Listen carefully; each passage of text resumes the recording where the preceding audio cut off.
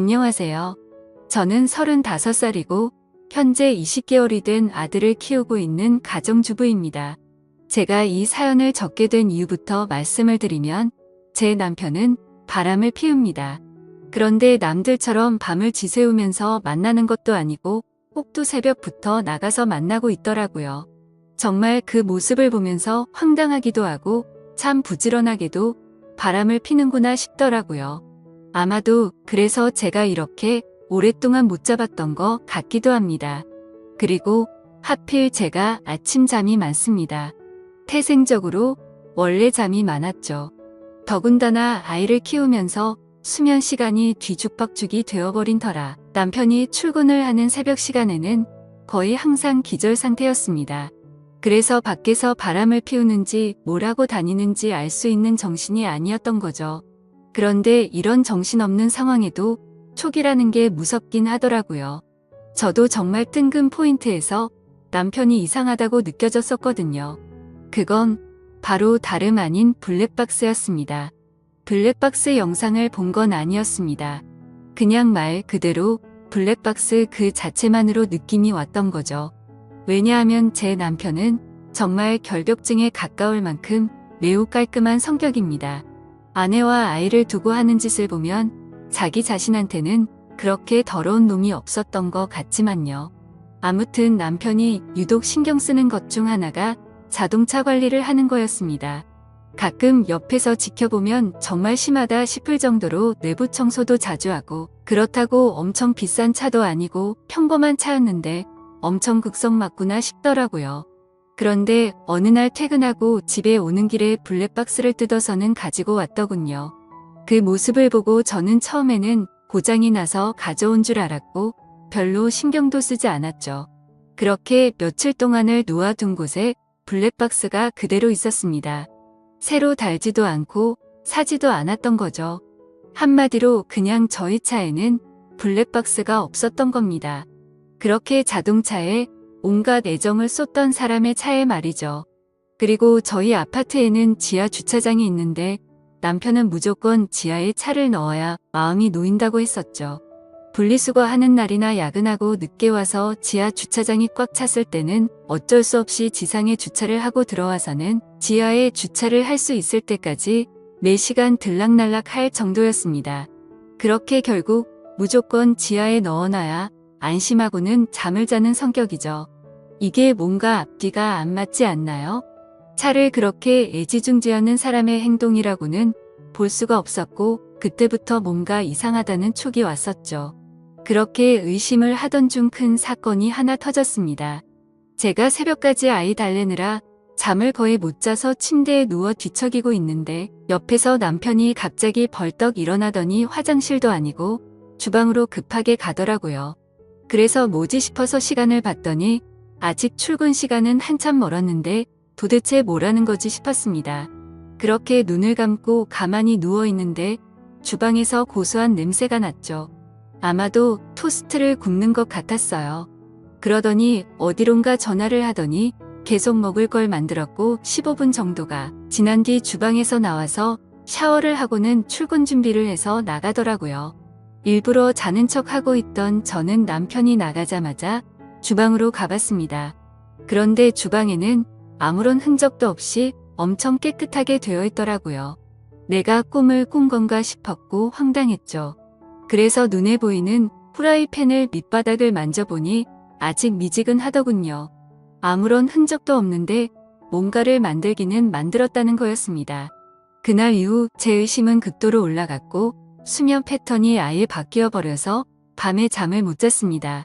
그래서 일부러 자는 척하면서 새벽마다 남편이 출근하는 걸 봤습니다. 밤새 안 자는 척 하긴 어려웠기에 아이 방에서 자는 척을 하고 남편의 인기척이 들리면 문틈으로 밖을 봤죠. 그날도 어제와 같이 일어나자마자 주방으로 가더니 커피를 타서 보온병에 넣더군요.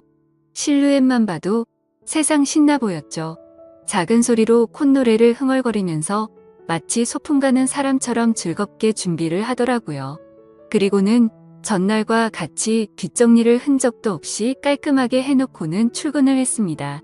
하루 이틀이면 그러려니 했을지도 몰랐을 겁니다. 그런데 매일 새벽 5시 30분이면 기계처럼 일어나서 무언가를 열심히 만들어서 6시 정각에는 집 밖으로 나갔습니다. 남편이 9시까지 출근해야 했는데 평소에는 7시에 나갔는데 1시간이나 일찍 나갔던 거죠. 회사에서 무슨 일이라도 있나? 아니면 혹시 투잡이라도 뛰는 건가? 별의별 생각을 다 했죠. 솔직히 그때까지도 저는 제 남편을 믿었습니다. 하지만 매일같이 그런 모습을 보다 보니 의심은 나날이 커져가더라고요. 그래서 결국 저는 남편이 자는 동안 핸드폰을 뒤져봤어요. 패턴 암호는 연애 시절 그대로 쓰더군요. 근데 아무것도 없었습니다. 카톡도 회사 단체 단톡방 외에는 특이한 것도 없었고 문자나 통화 기록도 너무 깨끗했습니다. 그래서 제가 괜히 남편을 의심한 건가 착각을 하기도 했죠. 하지만 쉽사리 의심은 사그러들지 않았고 그 다음날도 저는 아기 방에서 자는 척을 했고 남편이 나갈 때 저도 몰래 따라 나갔습니다. 남편은 지하 주차장으로 내려갔고 저는 미리 불러둔 택시를 타고서 뒤따라 가려고 기다리고 있었습니다. 그런데 택시에서 10분을 기다려도 남편의 차는 올라올 생각을 하지 않더라고요. 분명 남편이 지하 주차장으로 가는 걸 봤는데 나오지를 않더라고요. 저는 어쩔 수 없이 택시값을 계산하고 죄송하다고 하고는 서둘러 지하 주차장으로 내려가 봤죠. 혹시나 제가 찾는 게 들킬까 봐서 조심히 남편 차를 찾아봤습니다. 지하 2층으로 내려가 보니 남편의 차가 지하 주차장에 있더라고요. 멀리서 보니 시동도 켜져 있지 않고 빈 차 같더군요. 그래서 남편이 차를 안 가져갔는데 제가 못 본 사이 나갔구나 했습니다. 어쩔 수 없이 저는 다시 집으로 올라가려고 할 때였습니다. 그때 때마침 어떤 여자가 제 남편 자동차 쪽으로 점점 다가가더니 너무나 자연스럽게 제 남편 차에 타는 겁니다. 그때부터 인생에서 가장 크게 제 심장이 쿵쾅쿵쾅 뛰기 시작했습니다. 그렇게 믿으려고 애써봤건만 제 남편은 투잡을 뛰려고 일찍 일어난 게 아니었습니다.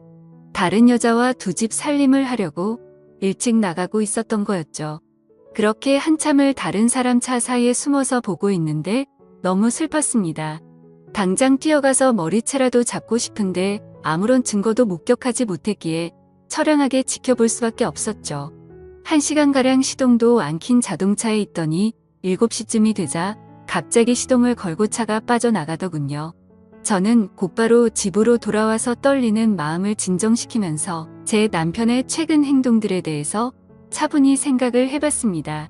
무슨 낌새가 있었나 한참을 생각했지만 남편은 가정에 충실했었거든요. 야근도 자주 안 하고 집에 일찍 들어와서 아이도 봐주고 아무런 투정 없이 집안일도 잘 도와줬습니다. 도저히 머리를 쥐어짜내도 전혀 의심할 것들이 없더라고요.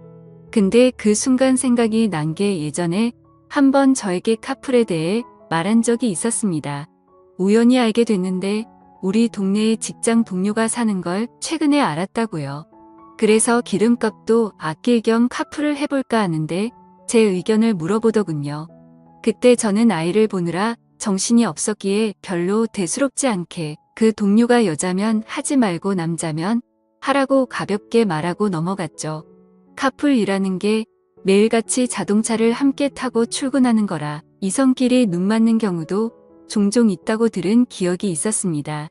그래서 남편에게 여자면 하지 말라고 분명히 말했는데 제 말을 무시하고 지금까지 그걸 하고 있었던 거였습니다. 카풀이라고 확신하니 그동안 남편의 이상한 행동들이 마치 퍼즐 조각처럼 다 맞아지더군요. 블랙박스를 설치하지 않는 이유도 그렇고 자동차에 병적으로 집착하는 이유도 알겠더라고요. 결국에는 흔적 없이 깔끔하게 바람을 피우려고 그랬던 거였습니다. 다음날도 저희 남편은 새벽에 일어나서 무언가 도둑 고양이처럼 준비하더니 6시 정각에 나갔습니다. 그 꼴을 보고 있으니 너무 황당해서 어이가 없더군요. 저는 그래서 바로 남편을 따라서 지하 주차장으로 내려갔습니다. 이번에도 자동차에 타서는 시동도 걸지 않고 그 여자를 기다리고 있더군요. 10분 정도가 지나자 어제 봤던 그 여자가 다시 왔습니다. 같이 함께 차를 타고 한참 동안 차 안에 있다가 어제처럼 7시 정각에 출발을 하더라고요. 저 여자도 참 부지런하네요. 매일 그 시간에 와서 저짓거리를 하다니. 일찍 일어나는 새가 바람도 잘 피우는 것 같네요. 이번에는 두 눈 부릅뜨고 제대로 끝까지 지켜봤습니다. 멀리서 몰래 보다 보니까 자세히 보이지는 않았지만 두 개의 동그란 머리가 하나로 뭉쳐지는 건 정확하게 보였습니다. 그냥 이건 확실하다는 확신을 줬었죠. 둘이 차 안에서 그 짓거리를 하고 다닌 거였습니다. 그걸 보는 순간 저도 모르게 화가 나서 눈이 뒤집힐 뻔했고 저도 모르게 눈물이 났습니다. 남편의 불륜이라는 걸 직접 겪어보니 분노가 머리 끝까지 치밀어 오르더라고요.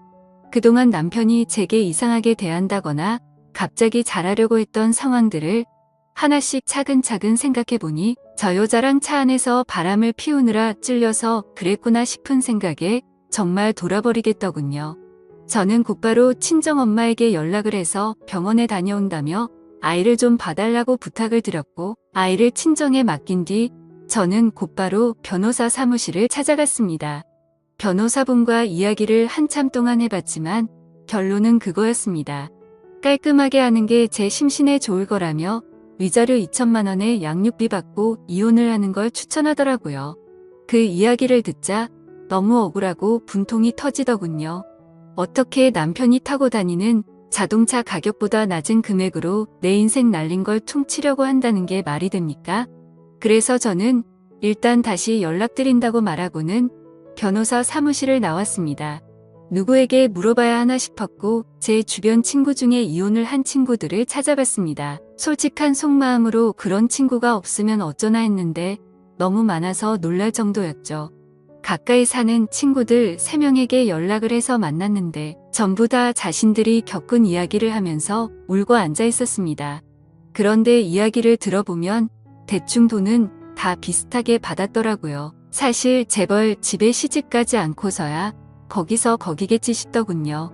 저는 32살에 아이를 낳았고 제 아이가 몸이 많이 약해서 새벽에 응급실만 3번 다녀오고 나서 도저히 일과 육아를 병행할 수 없겠구나 싶었고 그냥 깔끔하게 8년 다니던 그 좋은 직장을 그만뒀습니다. 그런데 이런 건 어떻게 보상해 줍니까? 고작 2천만 원이라니 너무 허탈했습니다. 아무튼 그건 나중에 해결할 문제라는 생각에 저는 친구들과 헤어지고서 그 두 인간에게 복수를 하기 위해서 곧바로 페인트를 사러 갔습니다.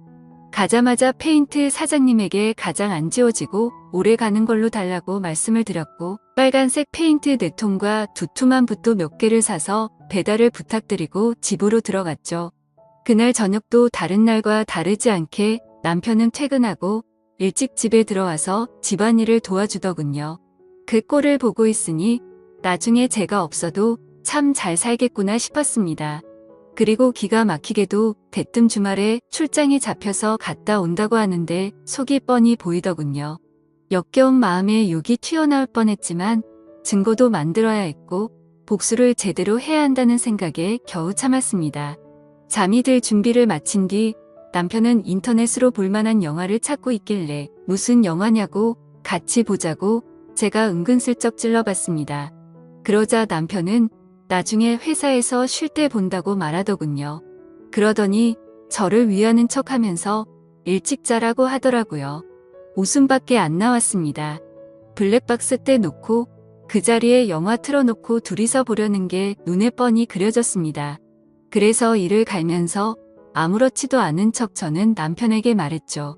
자기도 일찍 일어나려면 피곤할 텐데 대충 고르고 쉬어라고 말하고는 저는 아이방으로 갔습니다. 어차피 오늘 아무리 재밌는 영화를 고르면 뭐하냐 싶었죠. 내일 내가 가서 깽판 치면 영화는 10분도 보지 못할 텐데 한심스럽더군요.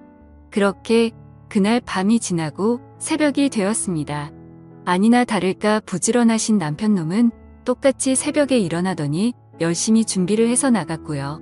저도 곧바로 엄마에게 빌린 차에 실어뒀던 고무장갑을 양손에 끼고 페인트와 붓을 빼들고 따라갔습니다. 지하 주차장에 도착하니 항상 주차하는 곳에 남편의 차가 보였습니다. 심장이 터질 듯이 떨리고 무서운 마음도 들었지만 최대한 차분히 기다렸습니다. 그러자 상간녀가 또각또각 구두 소리를 내면서 기분 좋은지 생글생글 웃으면서 차로 다가가더군요. 그렇게 그 여자가 남편 차에 타는 것까지 확인을 했습니다. 그리고 저도 페인트 뚜껑을 열어서 들었고 다른 한 손에는 휴대폰을 들고서 남편 차로 조용히 다가갔죠. 심장이 터질 것 같았고 무서웠지만 그 마음은 곧바로 분노로 바뀌었습니다. 가까이 다가가서 보니까 둘은 아주 한 몸이 되기 직전이더군요. 저는 곧바로 휴대폰으로 동영상 녹화를 하고서 주머니에서 붓을 들었습니다. 남편 차가 실버 색상인데 빨간 페인트를 찍어서 남편 차에다가 그대로 글자를 적기 시작했습니다. 진짜 그 순간 엄청나게 통쾌했고 페인트가 기가 막히더군요. 저는 그곳에다가 불륜남과 상간녀가 타고 있어요 라고 적었습니다. 빨강색 글씨에 큼직하게 써서 멀리서도 곧바로 보이겠더라고요. 자동차 앞 유리에도 글자를 적기 시작했어요. 조수석 부분에는 상간녀라고 적었고요. 운전석에는 불륜남이라고 또박또박 적어놨습니다.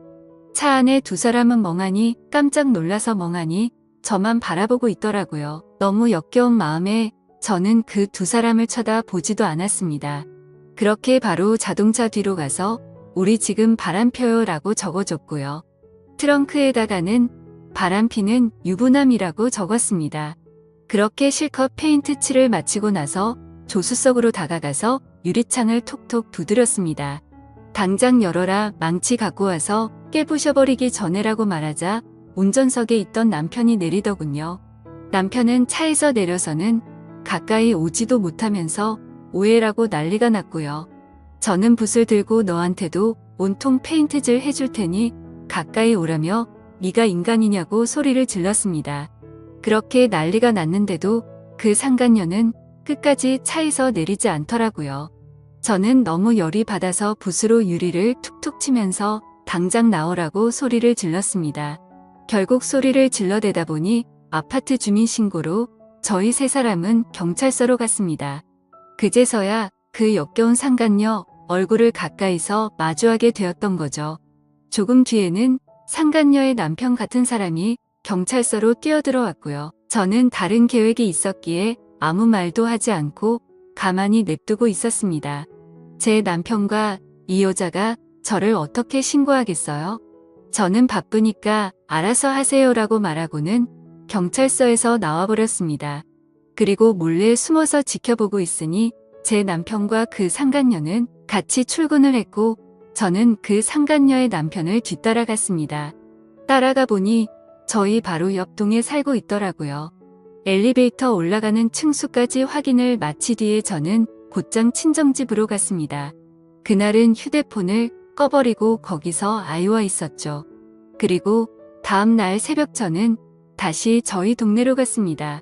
저희 집이 아닌 그 상간녀가 살고 있는 아파트 동에 어제 봤었던 그 층으로 올라갔습니다. 그리고 거기서 조용히 기다렸습니다. 그렇게 6시가 조금 지나자 신발을 신는 소리가 들렸고 한쪽 현관문이 열리더라고요. 오늘은 늦게 나오겠지 싶은 생각도 해봤지만 이것들이 아직도 정신을 못 차렸나 봅니다. 나오는 사람은 어제 봤었던 상간녀가 맞았고요. 그 상간녀는 문 앞에 서 있는 저를 보고 소리를 지르면서 그 자리에서 주저앉아 버렸습니다. 저는 그 여자를 보지도 않고 묵묵히 제 할 일을 시작했습니다.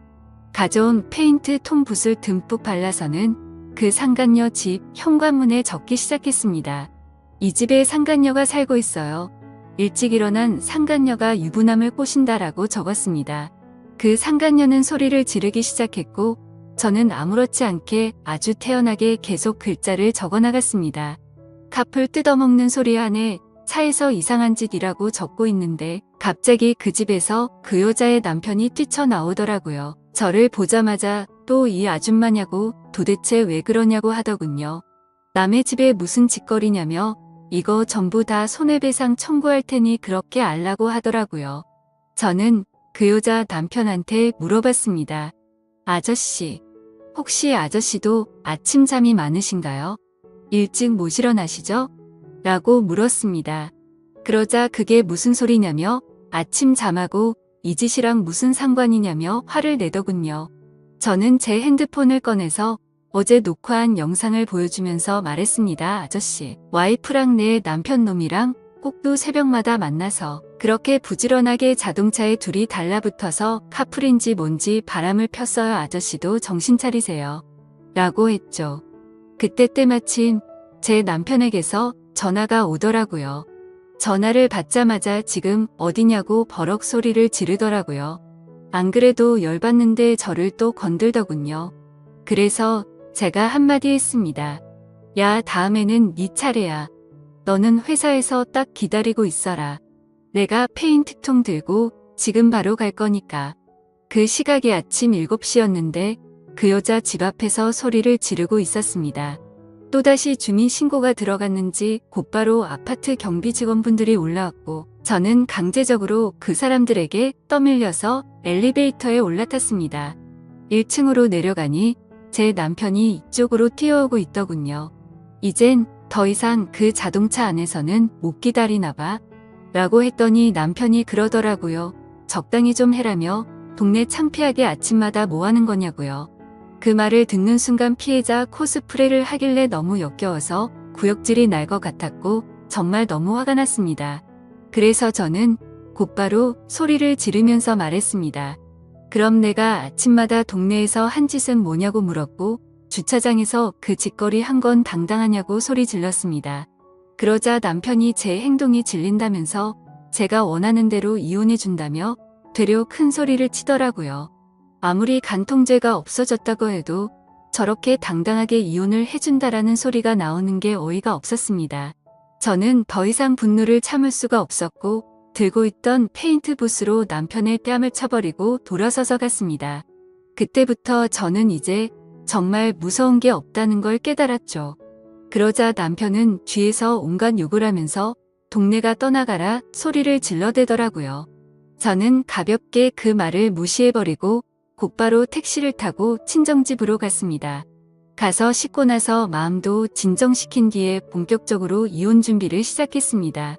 최근에 만났었던 이혼한 친구들을 한자리에 다시 불러서 얘기를 듣는데 정말 처참하더라고요. 제가 앞으로 몇 달 뒤면 저 친구들과 같은 모습이 될 거라는 생각에 암담해졌습니다.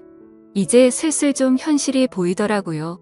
제가 이혼을 한다는 것도 그렇고 앞으로는 혼자서 아이를 키워야 한다는 것도 이제 좀 와닿았습니다. 저는 또다시 복수를 하겠다고 각오를 다잡고 빨간 페인트를 들고서 상간녀의 회사로 찾아갔습니다. 제가 연락을 하자마자 상간녀는 총알같이 로비로 튀어나와 있더라고요. 제가 또 어떤 글자를 어디에 적을지 무서웠겠죠. 저를 보자마자 제 손을 잡고는 로비에 있는 커피숍으로 끌고 갔습니다. 테이블에 앉자마자 상간녀가 저에게 말하더군요. 자신이 저번에는 경황이 없어서 가만히 있었는데 적당히 하라고 하네요. 참는 것도 한계가 있다면서요. 그리고 왜 당신 남편은 가만두고 자신한테만 그러냐면서 합의금이든 위자료든 원하는 게 줄 테니까 자신은 좀 내버려 두라고 뻔뻔스럽게 말하더군요. 아무튼 그 여자가 그렇게 당당하게 돈 이야기를 먼저 하길래 제가 얼마나 줄 거냐고 물어봤습니다. 그러니 본인도 여기저기 알아보니 1,500이면 충분한데 2,000까지 해준다고 하더군요. 여기서도 2천만 원이라는 소리를 들으니까 갑자기 화가 확 나더라고요. 그래서 저는 내 등에 가격표라도 붙어 있냐고 왜 가는 곳마다 나한테 2천만 원 거리냐고 했습니다. 내 35년 인생 가격이 고작 2천만 원이냐고 소리쳤고 그 돈은 걔나 주라고 말했습니다. 나는 내 방식대로 풀고 싶으니까 시간 없는 나 붙잡고 헛소리 짓거리지 말고 당장 네 사무실로 올라가게 앞장서라고 말했습니다. 그러자 그제서야 그 당당했던 여자가 공손해지더라고요. 제 팔을 붙잡으며 제가 잘못했어요. 제가 어떻게 하면 화가 풀리시겠어요? 라며 저에게 매달리더군요. 그래서 저는 말했습니다. 나는 배운 여자라 글을 써야만 풀려. 네 사무실에 상간녀라고 도배를 해야 풀리겠으니까 당장 앞서라고요. 그러자 상간녀는 갑자기 제 페인트통을 잡고 펑펑 울면서 제발 살려달라며 자신이 잘 못했다고 하더군요. 그렇게 로비 한복판에서 그런 일이 벌어지다 보니 지나가는 사람들이 슬슬 저희 쪽으로 몰리더니 웅성거리기 시작했습니다. 그때 또다시 제 남편에게서 전화가 왔습니다. 제가 저번에 회사 간다고 질러놔서 그런지 불안했는 것 같더라고요. 전화를 받아서 말했습니다. 나 지금 너희 회사 로비 왔는데 네 상간녀 사무실 들렸다가 네가 있는 곳 가주겠다고 말했죠. 통화를 듣고 있던 상간녀는 이제 아주 제 페인트통을 끌어안고 펑펑 울면서 잘못했다고 살려달라고 하더군요. 주변을 둘러보니 회사 경비분들도 이제 슬슬 저에게 다가오고 있었습니다. 요즘 참 태어나서 처음으로 경비하시는 분들이 저를 무지 좋아하는 것 같더군요. 상황을 보니까 어차피 상간녀 사무실로 들어가긴 힘들어 보였습니다. 그래서 로비에서 끝장을 봐야겠다라는 생각이 들어서 사람들 다 들으라는 듯 큰 소리로 말했습니다. 바람은 네가 내 남편이랑 폈는데 내가 왜 용서를 해야 하냐며 내 20개월 된 아들 인생은 앞으로 어쩔 거냐고 소리쳤습니다. 내 아들은 앞으로 지 아빠도 편하게 못 보는데 그건 어떻게 할 거고 한 가정을 처참하게 부숴놓고 말로만 미안하다고 하면 끝이냐고 미안하면 당장 꿇어서 제대로 사과하라고 했죠. 그러자 사람들이 너무 많이 모여서 그 여자도 눈치가 보이는지 망설이고 있더군요. 그래서 저는 그 여자에게 다가가서 끌어안고 있는 페인트통 뚜껑을 확 열어버렸습니다. 그럼 그냥 여기에다가 글씨 써준다고 말하자 곧장 바로 무릎을 꿇으며 펑펑 울며 잘못했다고 싹싹 빌었습니다. 사람들은 그 모습을 보며 웅성거렸고 사진도 찍기 시작하더라고요. 그때 때마침 제 남편도 뛰어와서는 회사까지 찾아와서 이러는 건 다 불법이라고 말하더군요. 그래서 저도 곧바로 말했습니다. 이게 불법이면 니네 둘이서 바람핀 건 간통죄 없어져서 불법 아닌 것 같냐고. 내가 벌금 다 낼 테니까 내가 불법을 저지르던 말던 넌 네 앞날이나 신경 쓰라고 했죠. 그 일이 벌어지고 며칠 뒤 상간녀는 이혼 소송 중이라던데 제가 페인트통으로 난리를 피워서 그런지 제 위자료는 바로 입금하더니 또 며칠 뒤에 갑자기 그 상간녀가 저에게 명예훼손을 걸었더군요. 아마 다니던 회사를 계속 다니는 건 어려웠겠죠. 어차피 많이 내봐야 200이라던데 그 돈 한 푼이 값이라 생각하려고요. 아무튼 남편과는 당장 이혼할 거고 앞으로 제 아들만을 위해서 열심히 일하고 잘 살아보려고 합니다. 부디 다른 분들은 저처럼 이런 마음 아픈 일이 생기지 않으셨으면 좋겠습니다. 감사합니다.